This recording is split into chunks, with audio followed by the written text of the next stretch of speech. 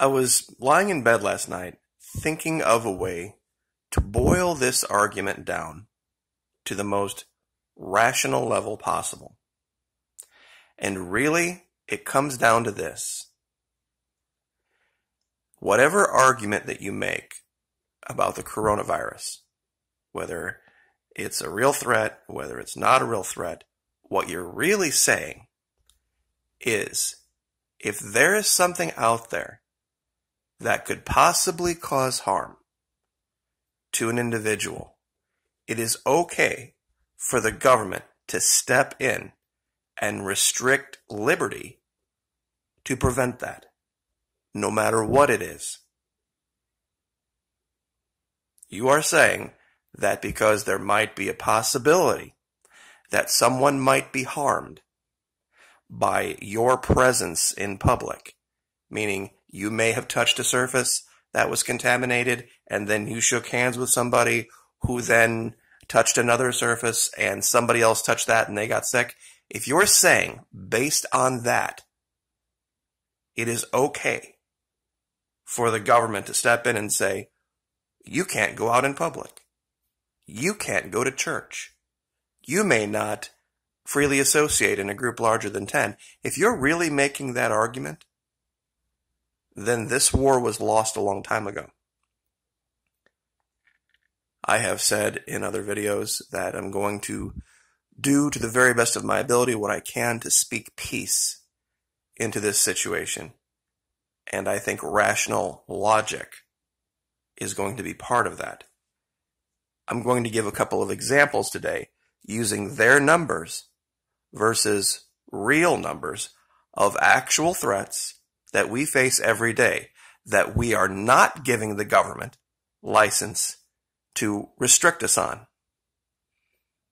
So as of today, worldwide, 31,000 dead. I believe the death toll in North America is just a little over 2,000.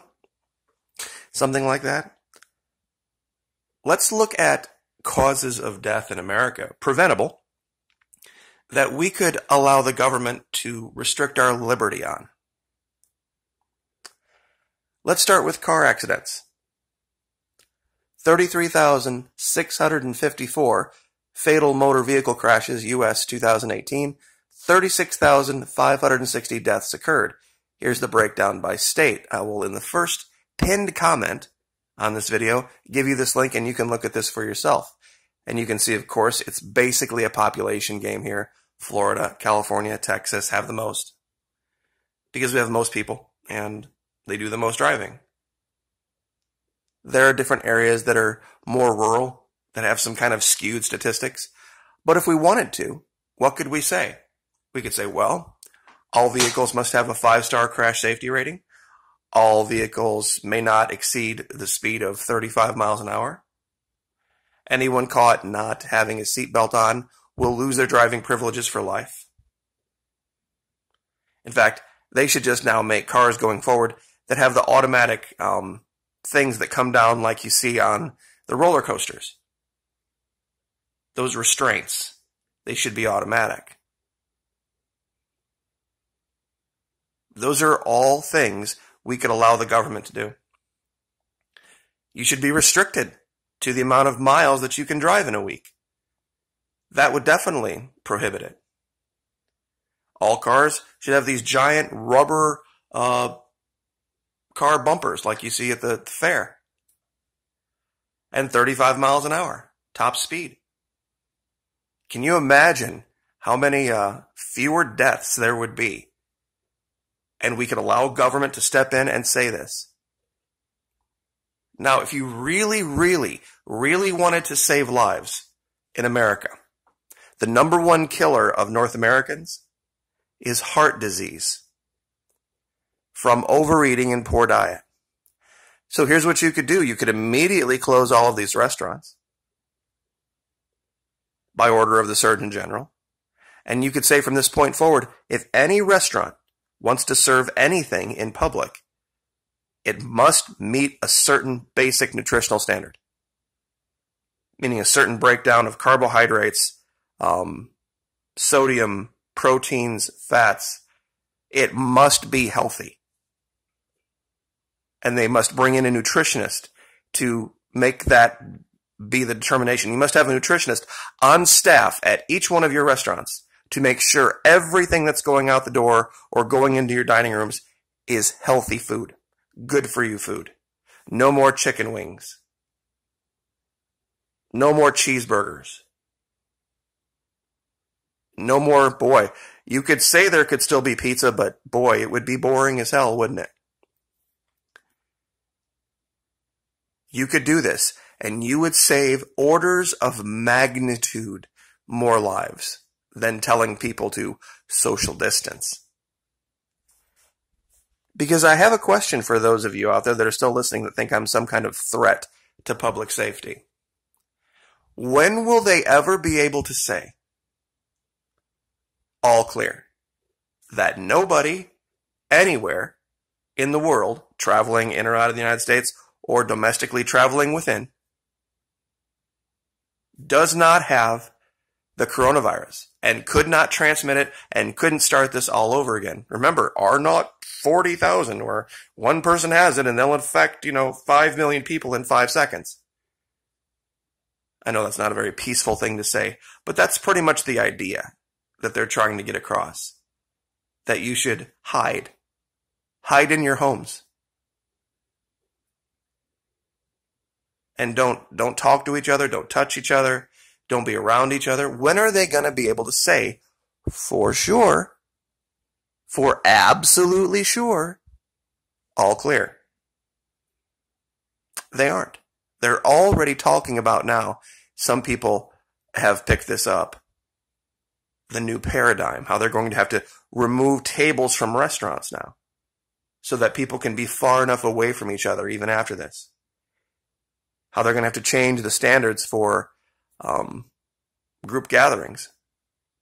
You could have said a long time ago after 9/11 that because gatherings at football stadiums and basketball stadiums and hockey arenas were just ripe, juicy targets for terrorism, that it's too much of a risk to gather that many people in a group together.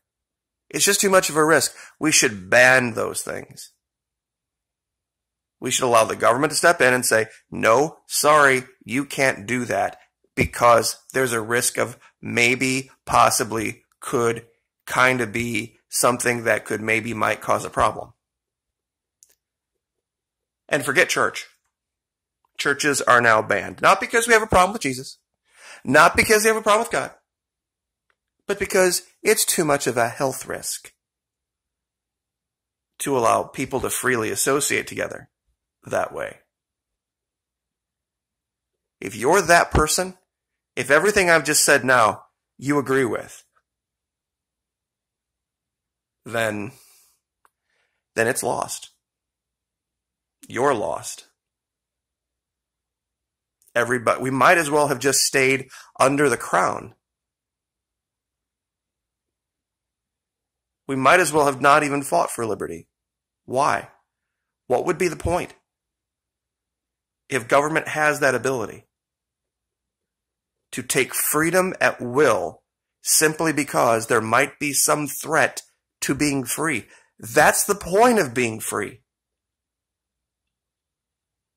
That's the whole entire point of it. You're saying because I might have something that maybe I don't know I have, and I'm an asymptomatic carrier of it, and I might go into public and someone else might catch this, and that person might give it to someone else, that based on that fear, the fear of that, you're going to restrict liberty. Wow. You're never going to be able to call all clear from that.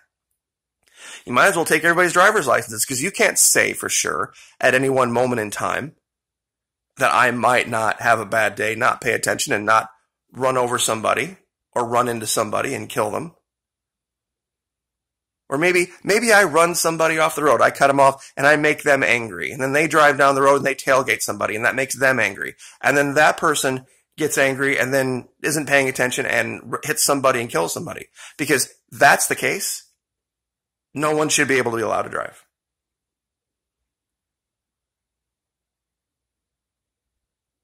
That's the stupidity going on right now. You are never going to be able to say, the coronavirus is gone completely. Never. Because all it takes is one person, right? Isn't that all it takes? One person? You're telling me on a planet of 7.67 whatever billion people that you're going to be able to say at some point with some reasonable accuracy that one person doesn't have it. My, how far we have fallen. Like, share, subscribe.